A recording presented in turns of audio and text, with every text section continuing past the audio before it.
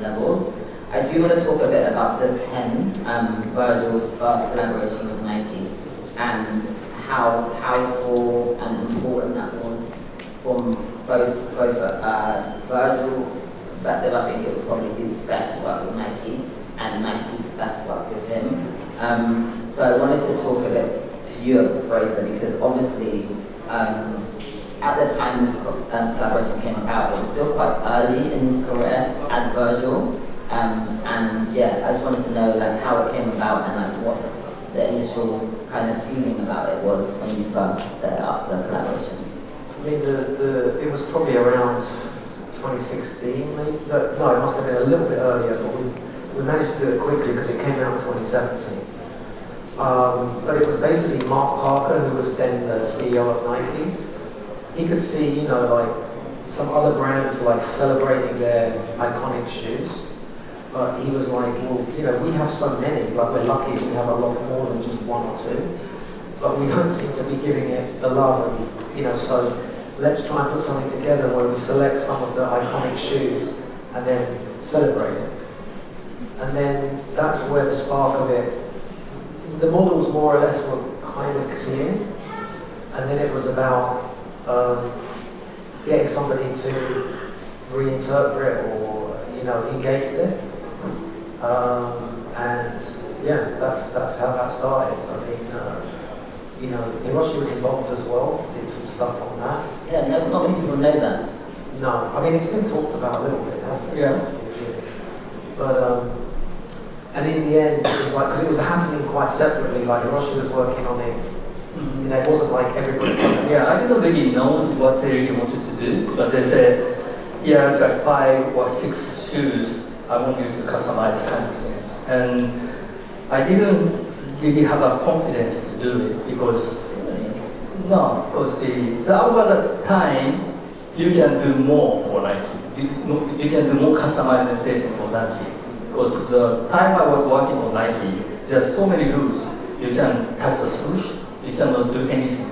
So supposedly it was only changing color or that kind of things, but I literally like changing the rule and breaking rules things. And then the time when I did a 10, there's a little bit more freedom, you know, you can do more things. But I didn't have so many ideas. But I kind of have to do it, so I was in China factory. I was staying there for 1 week and doing customization and what we can do. And Virgil was doing with some other team, and he was doing what he's doing. Yeah, that was happening. I don't know how they release.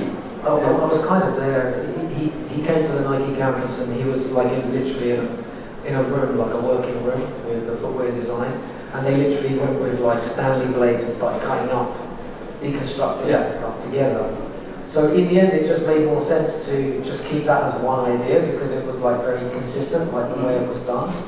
And then some of Hiroshi's stuff has like either come out or might come out in an updated, different way because the concepts were not the same at all because they were done in isolation. So then Virgil worked on it ended up being those 10 shoes, and he did, you know, it was really a genuine back and forth. There was a lot of like the product teams at Nike learned a lot as much as, which is when those collaborations are great. Yeah. And and it was you know. I was actually surprised when I saw these shoes first time, the Chicago color. Wow, how you could do this? Nike will upset. That's what I saw. Yeah. You know, there wasn't, you know, I couldn't do it. It wasn't allowed before. So that time it was really changing. Yeah, I don't know if it's like the best work, but it's probably the most like powerful statement work in a way. As one thing, because you're working with like all those shoes that are already very coveted as like iconic. Whereas you don't usually get to do like 10 things in one, so it's going to be and it's consistent. Yeah. So it's really good. I love that Hiroshi because I feel like at that time he led the next generation. Yeah, he did a great job. Yeah. So before that, maybe a few years before, maybe 2014, there was an event at the Copenhagen Fashion Week. They asked me to do show with Marc and me, Wow. two of us, to do an exhibition. But I said I cannot do it because I don't have anything to show, no things to show. And I stepped out, but they were looking for some other guys, so I kind of passed the baton to Virgil that time already. That's amazing. And that's important. Yeah. Like to pass the baton to the next generation. I actually want to ask you, Daniel, how did that, because obviously now you're a Nike collaborator, how did that first collaboration feel when you saw the design, the 10 and the volume? What was your feelings when you saw it?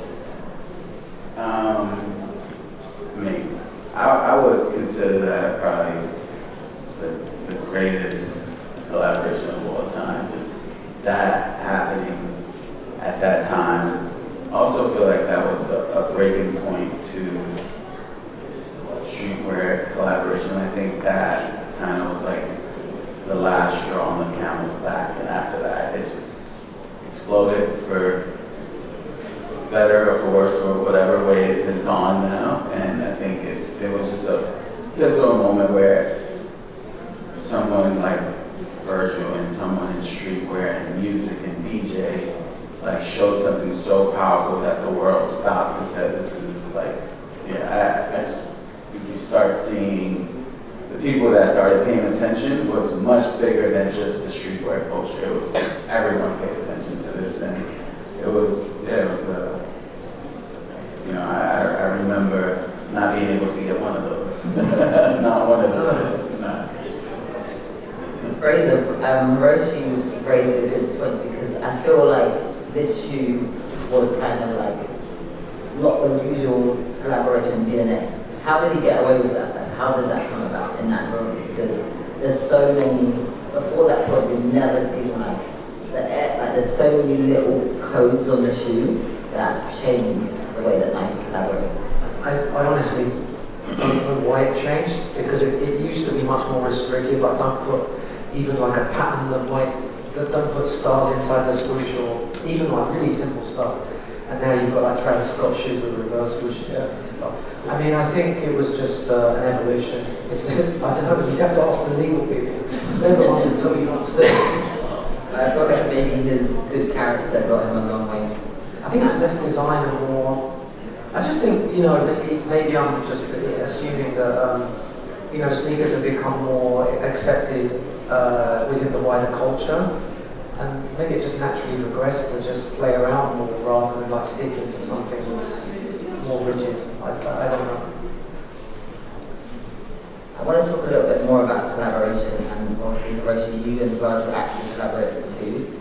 And then it was mainly came to Japan to collaborate on things.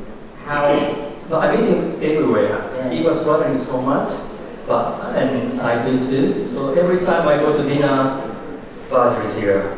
Concept is here, kind of everywhere. That's really important, like traveling, not only looking at the SNS all the time, just travel, go around, and meet people is really important as far as that goes.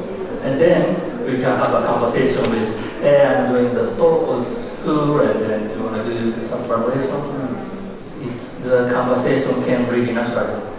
I like that. So some tips to the next generation is travel and talk to people. Yeah. Don't actually don't go up to someone and talk about, I want to work with you. Just have a conversation. Just start on a human level and take it from there. But I know that you did the Off Black. I think that's the first time you switched the name from Off White to Off Black. What was the collaboration? What was the point of the collaboration? I was a store for the two in Tokyo, and then we've been changing theme all the time. So that time it was the main theme was black. So we are looking for something to black, and then that was when the white was kind of came up very well.